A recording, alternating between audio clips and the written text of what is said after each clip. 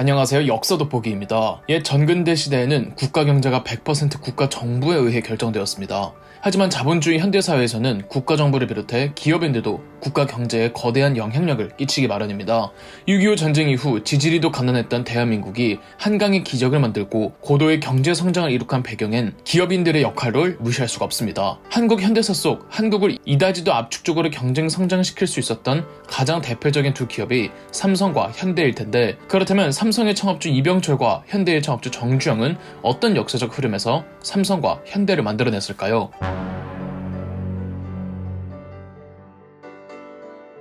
우선 삼성을 만든 이병철부터 살펴보겠습니다. 제가 코리아 베가본드 대구편에서도 한번 언급한 적이 있는데, 오늘날 삼성의 역사는 이병철이 대구의 서문시장에서 작은 식품업 회사인 삼성상회에서 시작했습니다. 이병철은 이제 막 일제강점기가 시작했던 1910년 경남 의령에서 태어났으며 집안 대대로 대지주 집안이라 유복한 환경에서 태어났습니다. 10대 때 서울로 유학을 했고 대학은 와세다 대학교 전문부에서 정경과를 나왔습니다.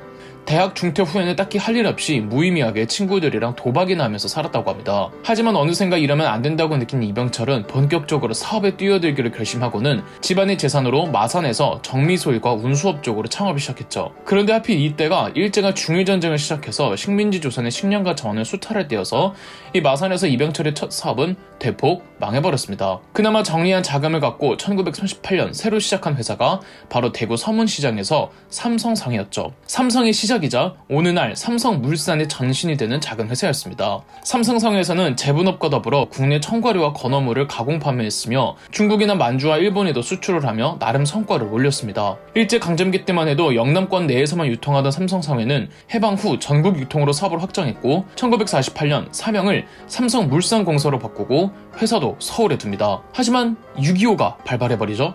이때 이병철 가족이 정말 어렵게 겨우겨우 서울을 탈출했습니다. 탈출할 때 이병철의 운전기사였던 위대식이 크게 도와주었고, 훗날 이병철은 위대식을 자기 옆에 묻어달라고 할 정도로 신임이 두터웠으며 풍수지리와 관상에 관심이 많던 이병철이 나중에 직원들 면접을 볼 때 관상을 매우 중요시 여겼던 계기가 위대식의 관상과 그의 공로에 이병철이 크게 감동했기 때문이라죠. 여하튼 서울을 피신해서 부산으로 온 이병철은 1951년 삼성물산 주식회사를 만들어냅니다. 이병철은 대구 서문시장에서 시작한 삼성상회를 전국 유통으로 확대시킬 때부터 종합상사를 꿈꾸었다고 합니다. 1951년 부산에서 새로 시작한 삼성물산 주식회사는 건설업까지 겸했고, 기존의 무역업에는 전쟁통이라 구하기 쉬웠던 철강, 섬유 등까지도 다루기 시작했습니다.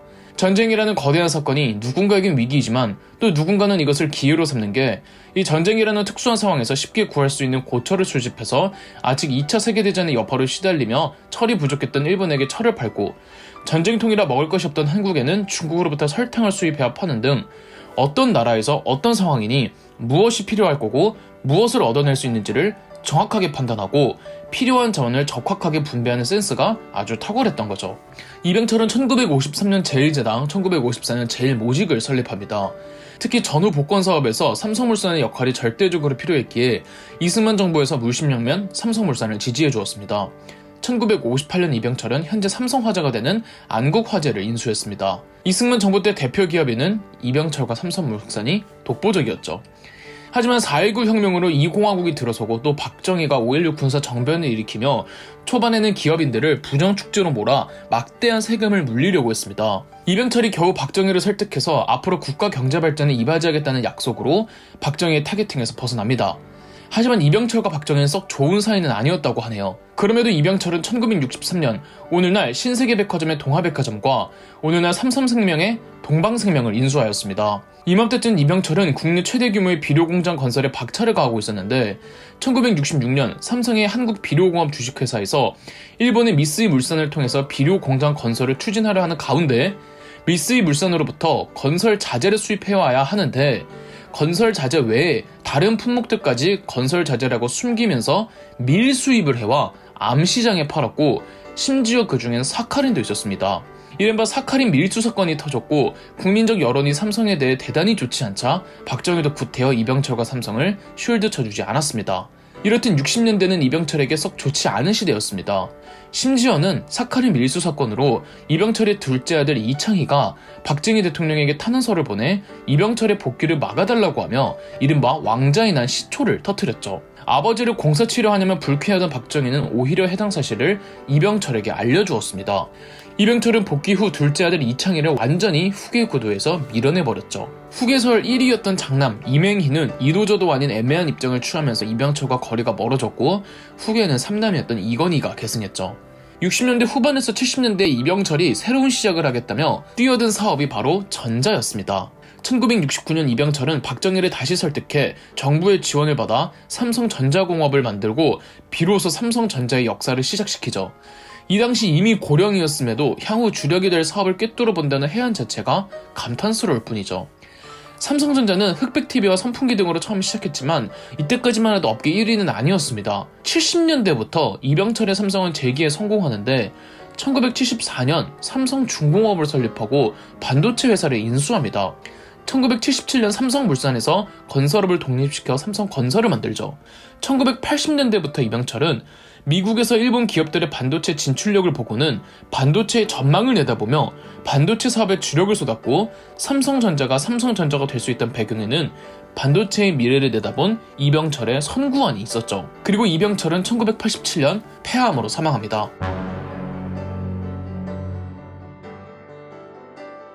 다음은 현대의 창업주 정주영입니다. 정주영은 강원도 통천에서 태어났습니다. 통천은 현재 북한입니다. 정주영은 1915년생으로 이병철보다는 5살 동생이죠. 유복한 환경에서 자란 이병철과 달리 정주영은 찢어지게 가난한 집안에서 태어났습니다. 하지만 그렇게까지 가난한 건 아니었다는 주장도 있습니다. 그저 다른 기업인들과 더 극적으로 비교하기 위해 정주영의 집안이 너무 가난했다고 호사가들이 이미지를 만들었다는 거죠. 그냥 잘 살지도 잘 못 살지도 않았다는 의견도 많습니다. 하지만 정주영은 초졸이죠. 사실 일제강점기에는 조선인이 초등학교 입학하고 졸업하는 것만으로도 힘든 일이긴 했습니다. 단 다른 기업인들에 비해서 학력이 많이 뒤떨어지고 집안의 경제력 부족으로 상급 학교에 진학하지 못한 건 사실입니다. 이대로 가다간 어른이 됐을 때 자기 모습이 초라할 것만 같았던 정주영은 10대 때 무려 가출을 4번이나 합니다. 한 번은 원산에서 막노동을 하며 돈을 벌었고, 또 한 번은 아버지 소를 팔아서 번 돈으로 학원을 다니다가 잡혀 들어오고, 또 한 번은 인천에서 막노동도 했죠. 마지막 가출에서는 정주영이 인천에서 막노동을 하다가 서울에 있던 복흥상회라는 평범한 상회에서 배달 업무를 합니다. 그런데 정주영이 일을 너무 잘하고 예전에 아버지 소 팔아서 배운 지식으로 일종의 재무제표 이런 것도 보고 쓸 줄 아니까 상회집 사장님이 정주영을 총애했고, 반면 자기 아들은 맨날 놀기만 하자 사장이 상회집을 정주영에게 물려주었습니다. 1938년 정주영은 물려받은 상회집 이름을 경일상회로 바꾸고 완전히 새 출발을 하는 듯 싶었으나 역시 중일전쟁으로 인한 일제의 자원수탈로 바로 망하고 말아버렸습니다. 대신 정주영은 경영난에 처해있던 아도서비스라는 자동차 수리공장 사업을 인수했는데 이마저도 화재사고로 잃고 또 재기를 하지만 일제 탄압으로 회사 문 닫고 광석 운반업을 하다가 일본이 패망하면서 더 이상 광석 운반할 일이 없어서 또 문을 닫았죠. 그래도 자동차에 대해 꽤 지식이 있던 정주영은 해방 후 자동차 사업에 뛰어들기를 결정해 1946년 미군정의 지원으로 현대자동차공업사를, 1947년에는 현대토건사를 설립해 건설업에도 뛰어들기로 합니다. 1950년엔 두 회사를 합병해 현대건설 주식회사를 설립하죠. 건설 분야는 정주영의 도전이었는데 자동차 회사 설립을 위해 은행을 오가는 와중에 큰 손들은 다 건설업에서 일하는 걸 보고 건설업의 전망을 예측했다고 해요. 하지만 정주영도 한국전쟁을 피해갈 수 없었죠. 정말 다행인 건 정주영이 돈을 벌기 시작하면서 동생들 교육비를 지원해주어 동생들은 하나같이 고학력자들이었습니다. 정주영의 동생 정인영이 주한미국 통역장교에서 주한미군 관련 건설 분야는 정주영의 현대건설이 독차지했습니다. 전쟁통이고 군부대인데 건설이 필요한 곳이 얼마나 많겠습니까?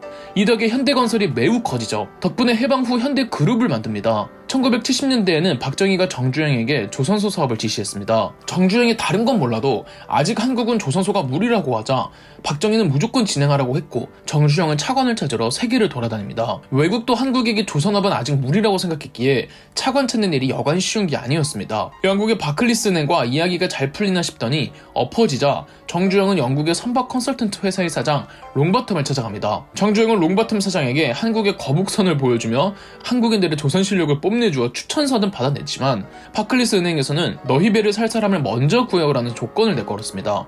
정주영은 겨우겨우 그리스에서 크게 선박업을 하는 회사로 찾아가 서로 말도 안 되는 조건에서 선박 수주를 따냈고 마침내 버클리스 은행으로부터 차관을 받아냈습니다. 그리고 마침내 울산에 우리나라 최초의 조선소를 만들어냈죠. 1987년부터는 정주영 회장이 정계 진출을 시도하죠. 대선에도 나가고 말이죠.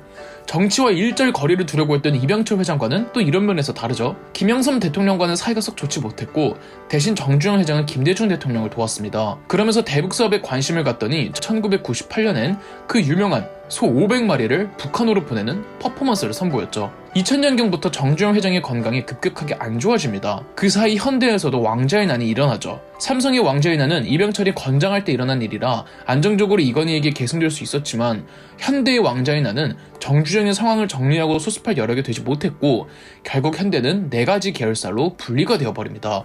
이병철과 정주영의 일대기를 보자면 진정한 위인은 위기가 올 때마다 몇 번이고 극복하고 도전할 줄 아는 용기와 위기를 기회로 바꾸는 사람들인 듯 합니다. 사실 위기를 극복하고 도전하는 사람들이야 많습니다. 그러나 도전만 하는 사람들을 우리는 객기라고 표현하죠. 이병철과 정주영 같은 대인들이 객기가 아닌 건 전망을 내다볼 줄 아는 안목과 선구안이 있던 덕분이 아닐까 합니다. 그럼 역사 돋보기였습니다. 저희 역사 돋보기가 멤버십 제도를 시작했습니다.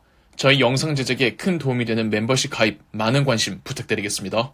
영상 재미있으셨다면 구독과 좋아요, 알림 설정까지 해주시면 감사드리겠습니다.